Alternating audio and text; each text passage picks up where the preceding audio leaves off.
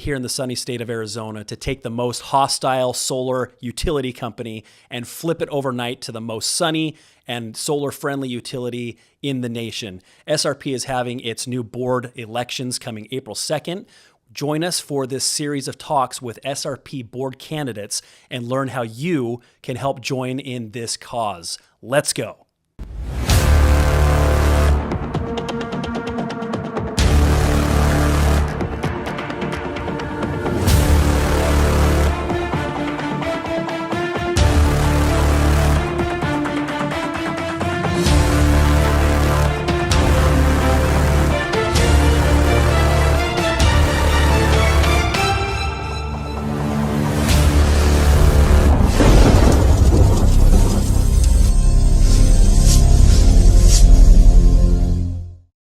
What's your background? Where do you come from? Yeah, so my name's Charlie Fisher. I'm the executive director of Arizonans for a Clean Economy, but I'm an Arizona native. I was born and raised in the East Valley. Grew up in Scottsdale. Graduated from Saguaro High School. Yep. Proud SaberCat.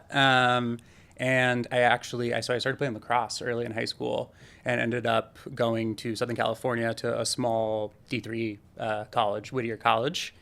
And yeah, honestly, it was those years, unsurprisingly, right, that I just was taking different classes, trying to figure out really what I wanted my focus to be during my education, and started thinking about energy, and was exposed to both like the unbelievable power and potential of renewable energy sources, but also like the subversive sort of influence of extractive industries, of fossil fuels, right, of the oil lobby, and how they really exerted that power, both in like seen and unseen ways, in all sorts of different parts of the education system and the political system, right, and the finance. And so it just struck me as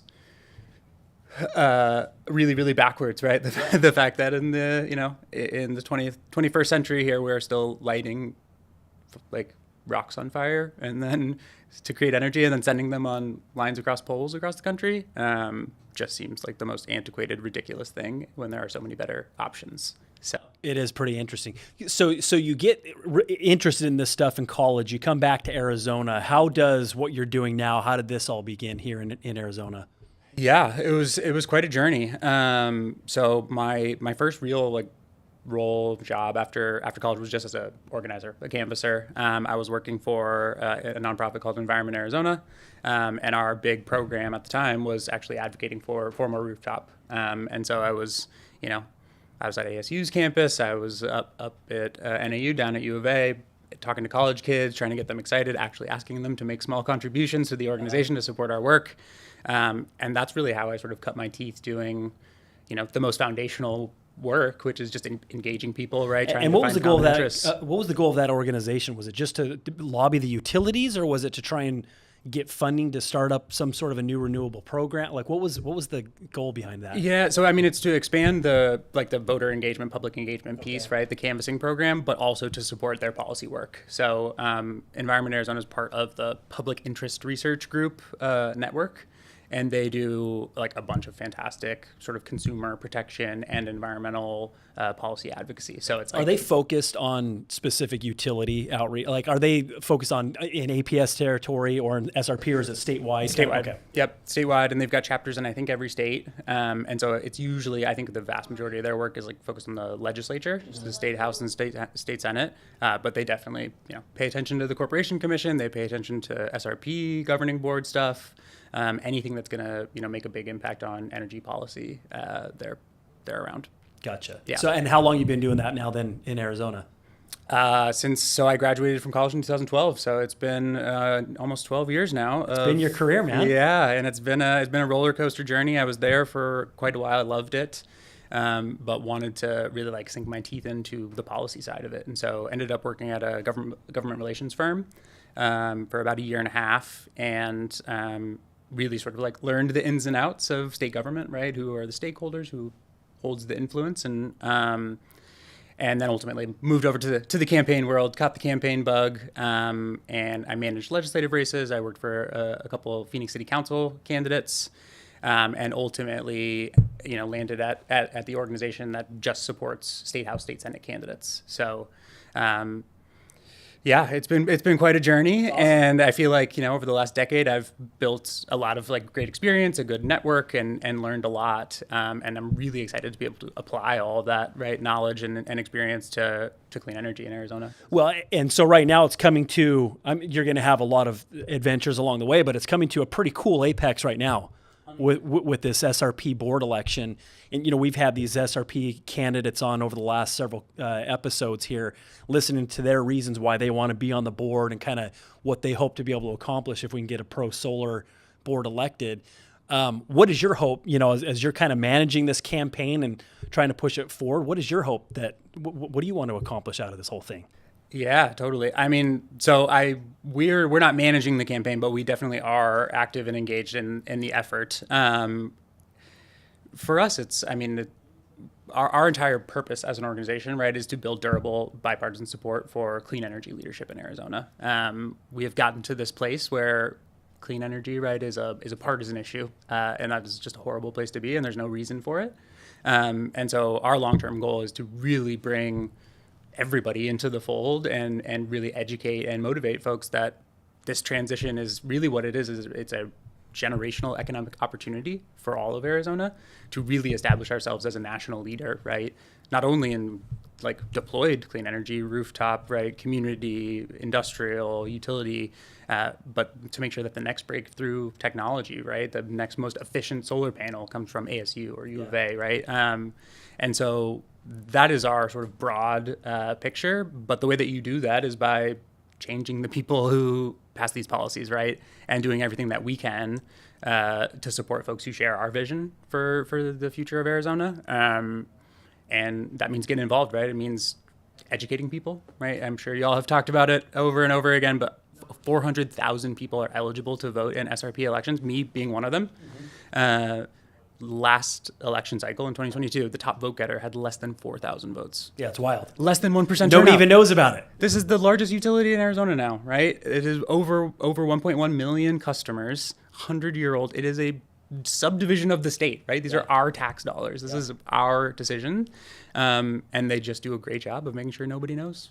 Like, I'm an APS customer, ratepayer, but because of where I live, my wife and I vote for SRP. Get to split 0.3 votes. That's so, funny. Yeah. Well, okay, so let's talk about messaging, though, because you talked about how it is a bipartisan issue, which is crazy. I think everybody can agree. It's like, whether you subscribe to certain things about climate change or things like that, everybody can look at the air quality alone and just say, I want cleaner air because you can see brown in the sky, and everybody can agree that that's not a good thing. So I think everybody can kind of get behind it to a certain degree, but you still have that, right? It's just a very divisive environment we're in right now. So when you talk about messaging, though, what is the message that is going to appeal to both sides, right?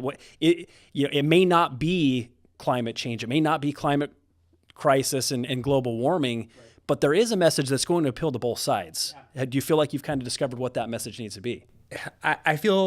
I do. I mean, and to be clear, we're not an environmental organization. We're not a climate group. We are a clean energy advocacy organization, right? And that's very intentional. And it's exactly to the point you're making. Some people are really passionate about climate change, and most of those folks are already on our side, right? We need to be reaching out to the people that don't think about climate change, don't care about it, right? And I think the best way to do that, every single poll for the last generation, right? Jobs and the economy is the number one issue. Yeah. And we have an unbelievably powerful story to tell with that frame, right? And that's across party lines, that's across ideological lines, income, education, anything that you want to sort of break up the public, right? And put them into boxes. Everyone wants great job opportunities. They want their kids 100%. To do as well as they did. Right? And again, going back to this kind of where we're at right now, we're in an economy right now where everybody's feeling the pinch, right? Inflation's been terrible. And the last thing that you want to do is open up a $400 SRP bill. Yep. And this opportunity to appeal to the pain that they're feeling, right? They're feeling the pain at the pump. They're feeling it at the grocery store. They're feeling it in their utilities. It's like, guys, whether or not you're trying to do solar, for example, to try and, help out with carbon footprint, you can certainly do it because you want to cut your bill in half. right? You spend more money on something more exciting than your electric bill, right? Energy costs are the number one concern. I mean, rising, like you said, rising costs across the board, right? Whatever it may be. And the fact of the matter right now is that our elected officials are making it more difficult for people to invest in their own energy future and their own energy savings because of policy decisions that they made, right? There are just a handful of people that we get to pick if they stay in those seats or not, that have created the situation where the sunniest state in the nation, right, is looking at states in the East Coast in some instances, right, who have more installed solar energy. And there's really only one reason for that, right, and it's policy choices. So, and we get the right people in those seats. We need to get 3 more people. We need to retain one. that's right. And then we need to get 3 additional to have that majority, and then that can happen, right? At that point, this board can now make the decision, we're going to do away with demand charges, we're going to bring back net metering or something close to it, and completely change the scope of what solar can look like and what renewables can look like in SRP. And then that messaging gets out to the homeowners. It's like, look, you have choice now where you don't necessarily have to buy power at retail rates.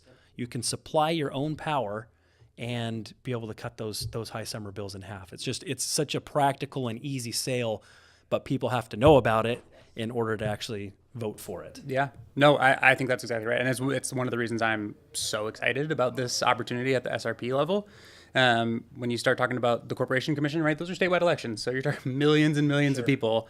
There are enough rooftop solar owners in SRP territory right now, right? If we can turn out even a fraction of them to double turnout from the last election, right? Yeah. We have the power, all the power to completely change this board in 2 months. And we keep talking about that because there has always been such a low turnout.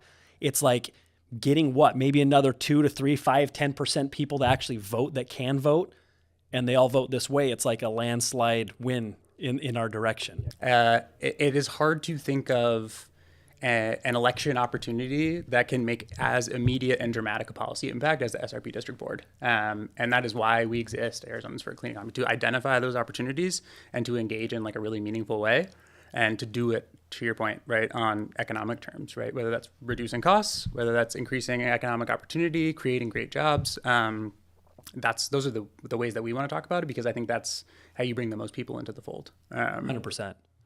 100%. Where do you hope it goes, though? We get them elected, and what kind of policy change do you hope to see? Yeah, I mean, I think a return to the SRP days of old, when they were one of the friendliest, right?